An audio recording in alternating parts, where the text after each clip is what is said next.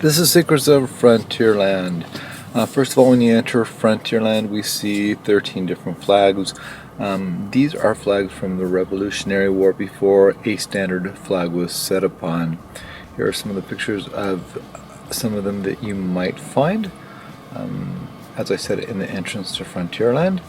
Going on to the Mark Twain. The Mark Twain was supposedly on the Mississippi. Mark Twain meant a reasonable depth of water, or safe depth. Some of the rivers that this is supposed to represent, the rivers of America, is Mississippi, Columbia, Potomac, and the Rio Grande.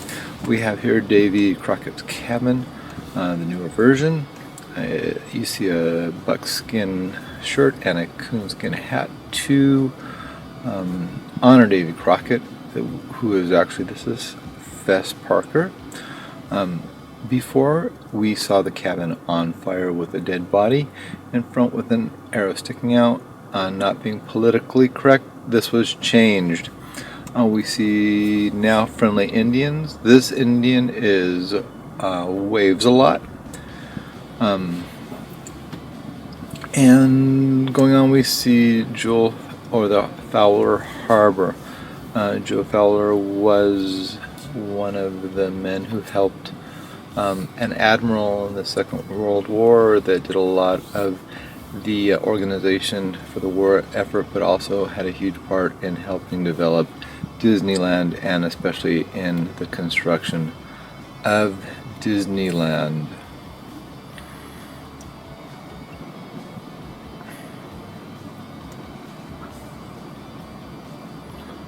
Going on, we see Mike Finks, one of the canal boats. This was supposedly for the Erie Canal originally.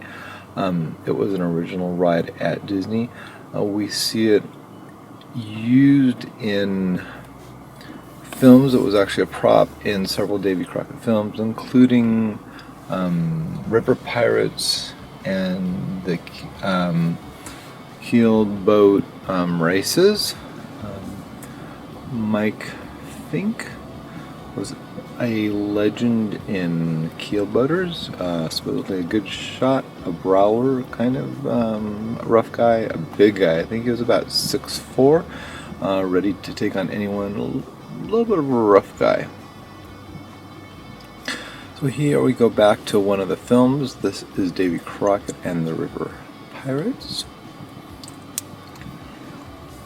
And continuing on from there, we actually see one of the scenes being shot. Notice the mud. This is definitely not Disneyland. Nature's Wonderland railroad engine mine train. This was in the position where now stands Thunder Mountain. We would start down by what is now the Zocalo restaurant, go up, we can still see Cascade Park with the two tunnels and the rail that goes around. I like this picture because you can see Black Light Corporation of America. This is actually where the minerals were displayed in Frontierland. It was like a museum.